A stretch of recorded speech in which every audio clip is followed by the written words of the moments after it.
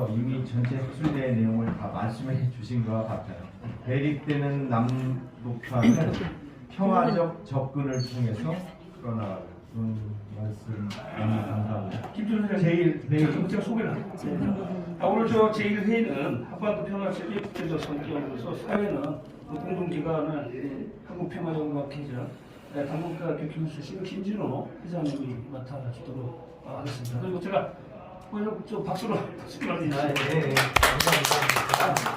그리고 추가로 있었습니다. 잘 넘겨주는데 지금 그 1회의 발표자가 수미텔인데 지금 미국에 되게 늦은 시간에 지금 기다리고 있습니다. 그래서 회장님 바로 해주시고 고맙습니다. 자, 제가 1회의 시작하도록 하겠습니다. 1회의 발표자가 수미텔이가 여기 네, 그렇죠. 네, 저희 학술대는 발표를 이렇게 하기로 했습니다. 소개는 각자 합니다. 자신 소개를 각자 하고 발표 1에서 4까지 모든 분들이 15분 이내로, 토론자들도 막강하신 분이라 똑같이 15분 이내로 자신을 소개하고 이어서 발표합니다. 그러면 첫 번째 미국의 온라인으로 연결되어 있는 수미테리 교수님을 초청해서 발표를 듣겠습니다. So, good morning. My name is Sumi Terry. I'm now the director of the Korea Center at the Wilson Center.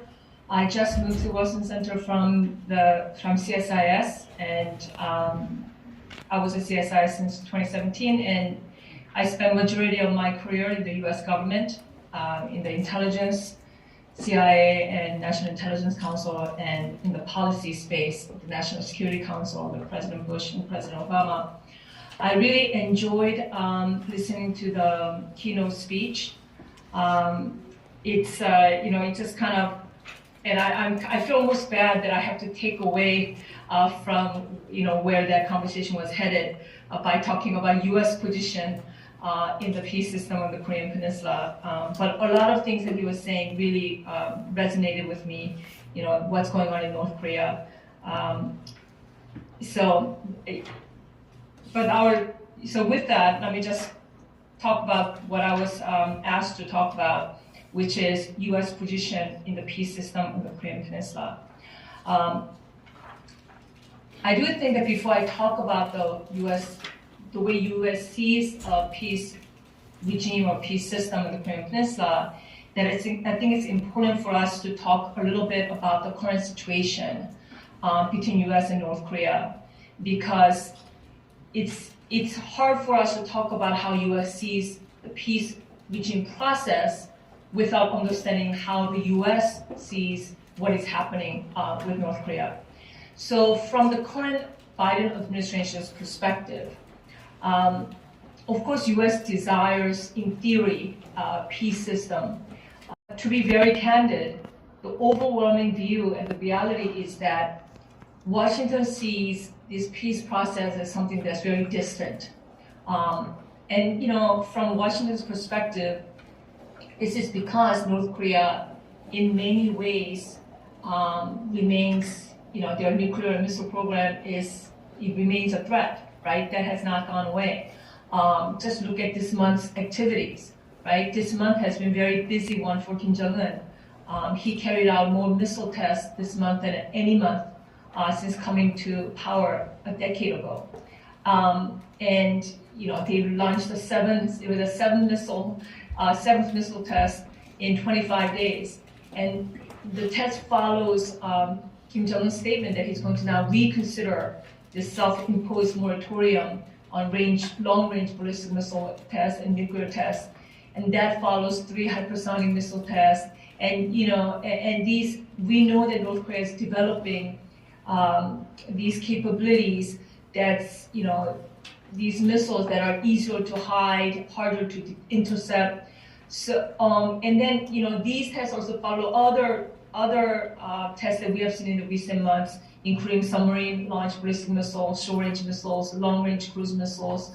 All of this are in line with North Korea's broader ongoing attempts to diversify its missile arsenal to evade missile defense system. So this is a very concerning development for Washington.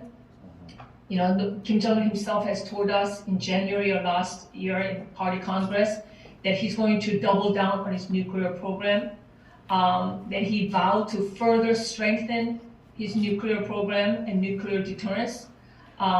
So the message was quite clear, right? He's doubling down on the nuclear missile program, and that the development on the nuclear missile capabilities will only continue to grow. And to be very frank, we don't see any kind of breakthrough happening with Washington.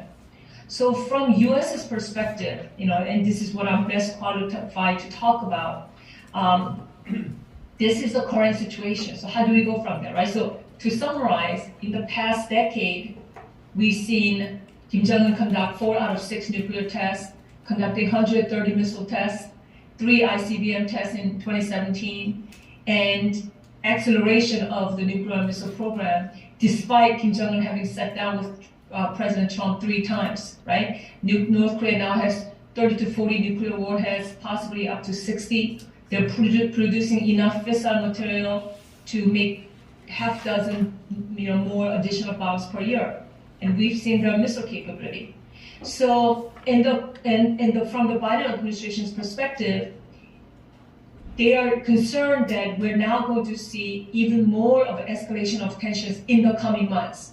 No matter who wins the presidency in South Korea next month, the time is right for Kim Jong-un to remind everybody about the negative consequences of adopting a hardline stance towards Pyongyang. So this is all to say we are at an impasse.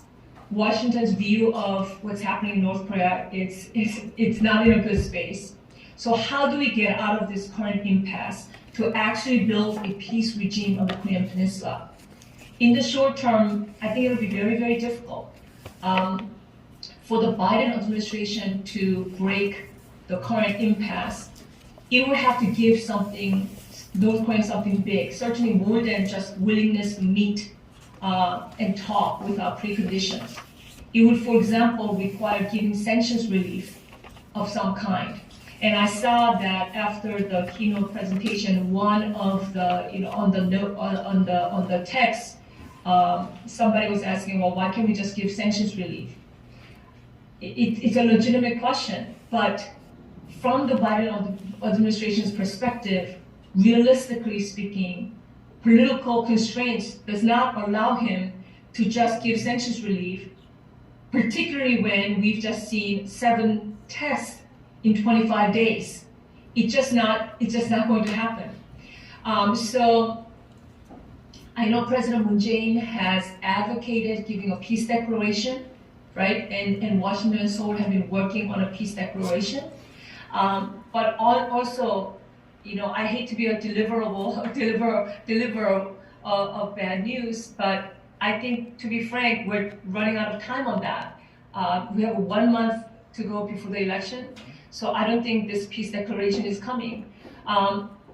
So that's another. So there's not going to be sanctions relief. I don't see peace declaration coming anytime soon, and Biden administration and international community is also very divided and distracted. For the United States, the fact is, no matter what we are saying to South Korea or our allies, right now, I'm not sure. Back from what you said, I'll try to do the best I can in just a short period of time here. I fully agree. I think that the overall United States and Biden administration nature supports a peace regime or a peace effort, but understanding what that means and the specifics of it, I think, is also problematic. It's problematic from a U.S. position, also from the South Korean position to understand that.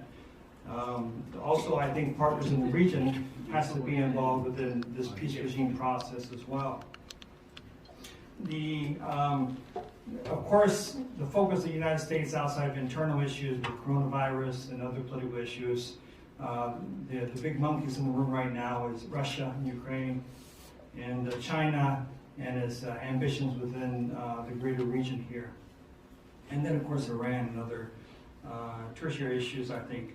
So the focus the United States can present to South Korea, I think, should be probably more supportive than maybe a front row seat and directive in nature from my point of view.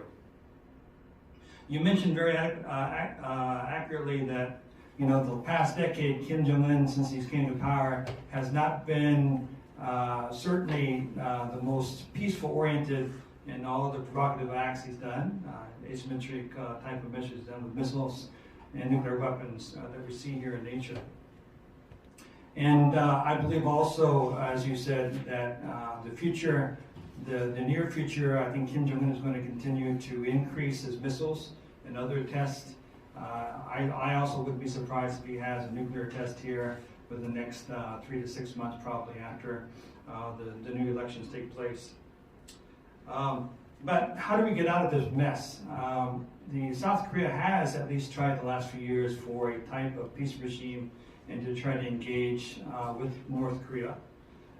We see that, of course, it hasn't had a lot of effect because of other issues going on. I think also coronavirus has limited Kim Jong-un's ability to maybe be on the world stage in a more diplomacy type of posture, as he would probably like to be to show his prowess on the world stage with that.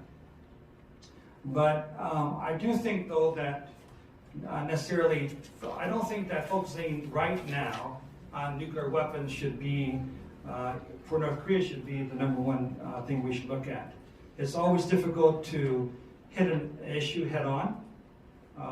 In the past, the North Korean regime has been North Korean regime for a very long time, and we really didn't have much interest in resolving the unification issue before the 70s, early 80s, when the North Korea was conducting nuclear experiments at the time.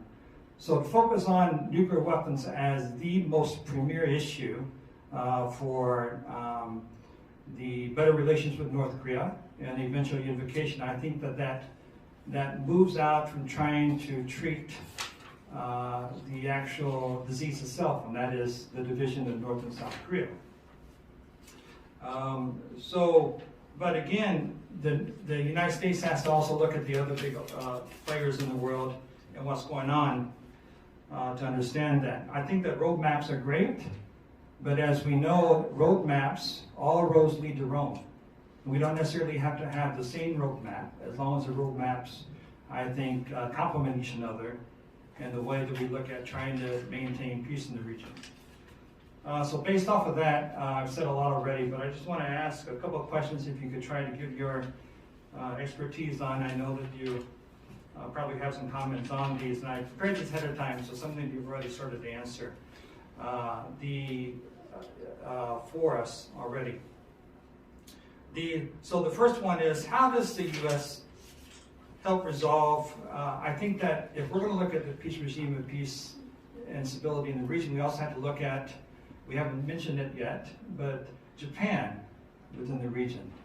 How do we help in order to help the peace regime effort to help resolve historical issues between Japan and Korea in order for the two leading democracies to help with leading toward peace in North Korea, and probably also assisting with the greater need to combat China and to a lesser extent Russia and other peace issues in the region.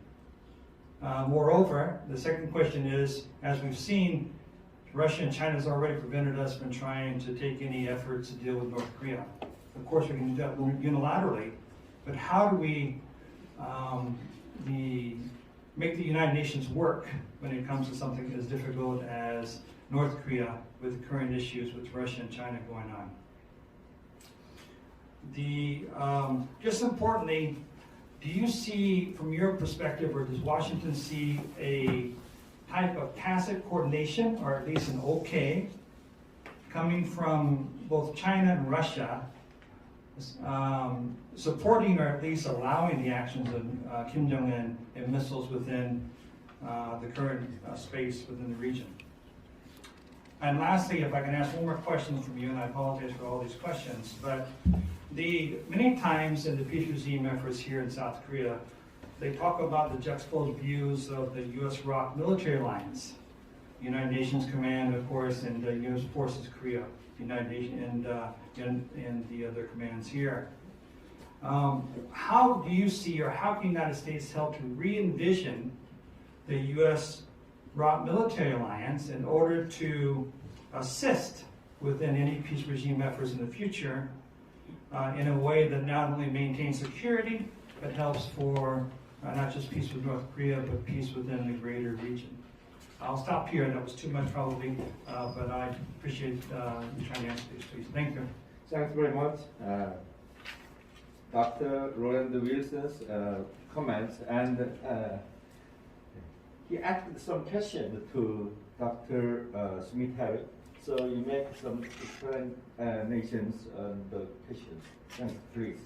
It prioritizes bilateral relations, improving Korea-Japan relations, and trilateral relationship between Korea, Japan, and the United States. They see the need for their two closest allies to deal with both China and the North Korean threat. And the current Secretary of State, Tony Blinken, was very engaged in this issue when he was back in the government in the previous administration.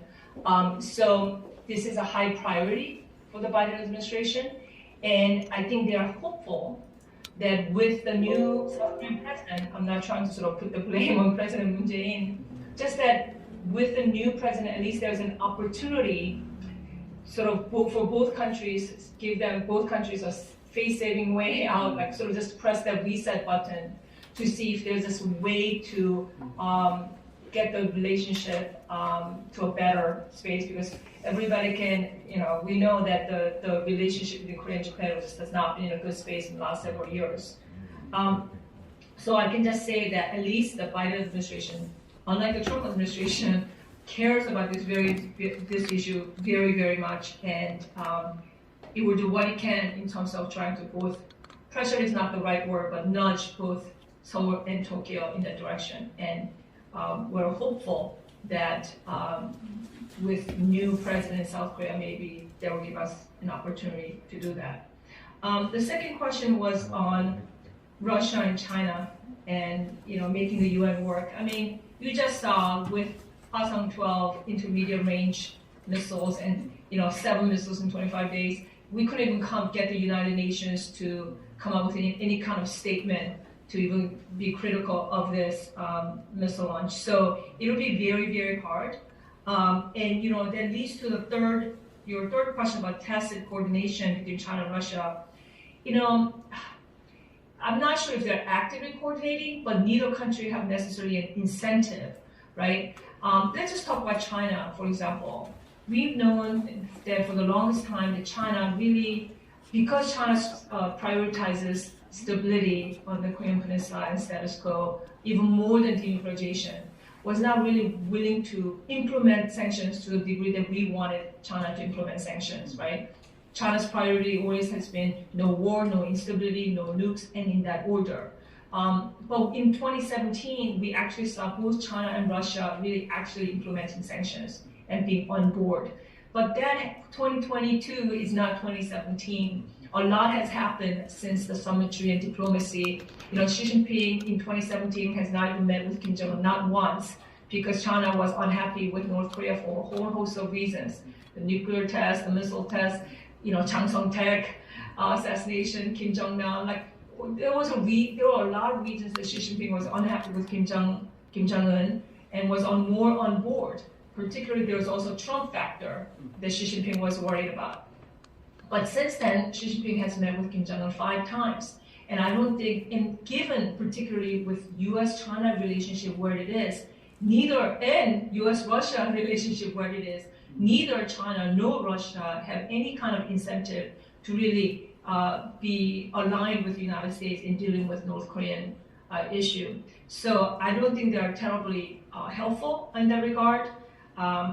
It's not that they want North Korea to test ICBMs and nuclear tests. China certainly doesn't want that because that is destabilizing in the region. But I just don't think we're going to be able to get much help from either China or Russia on North Korea front.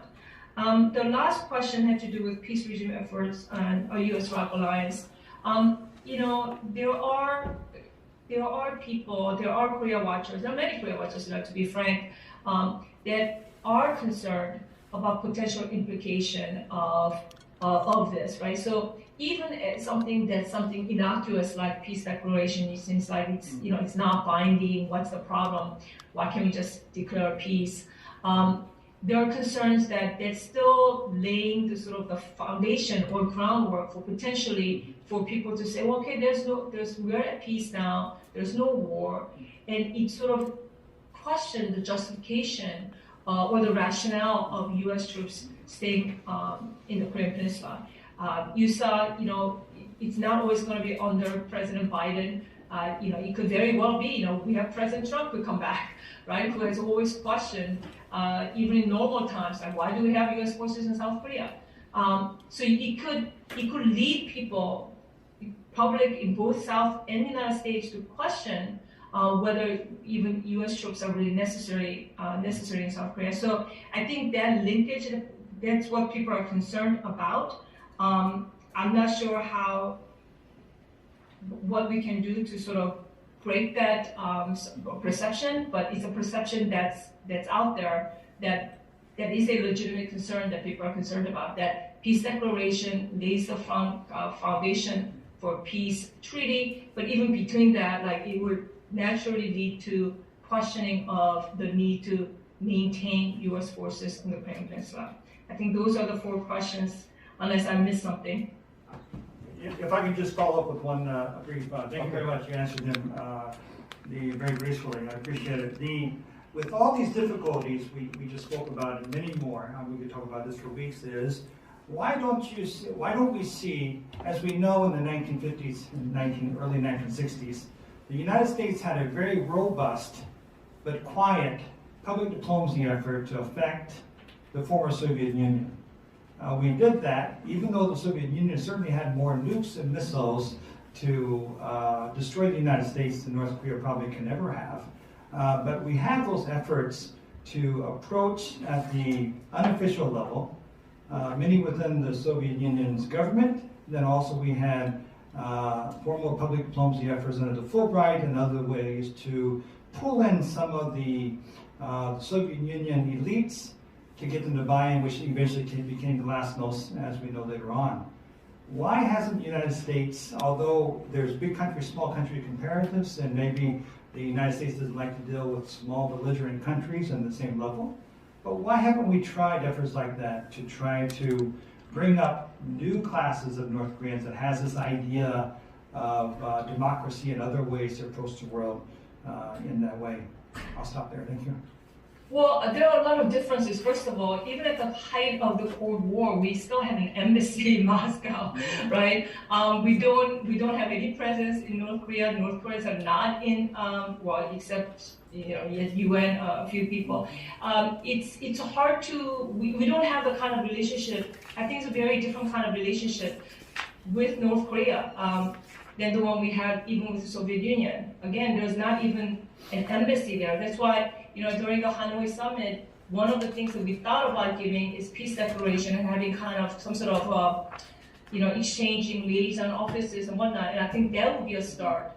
I do think that you make a very important point about public diplomacy, and getting to the North Korean elites is actually critical because it's the elites that's also supporting the regime. So once you get the elites to question the regime's policies, it's not a bad strategy at all, but it has to start with something. And right now, with a complete breakdown in the relationship and the way we are with one another, we don't even have a simple thing like a liaison office in each other's capitals. It makes it very, very difficult to have any kind of public diplomacy. So I think, if we can make any kind of, next time we sit down with North Koreans, and if there could be any kind of interim deal to be had before we go down that long road of denuclearization, exchanging liaison offices would be an important start, even symbolically. That would pave the way to the kind of public diplomacy that you're talking about.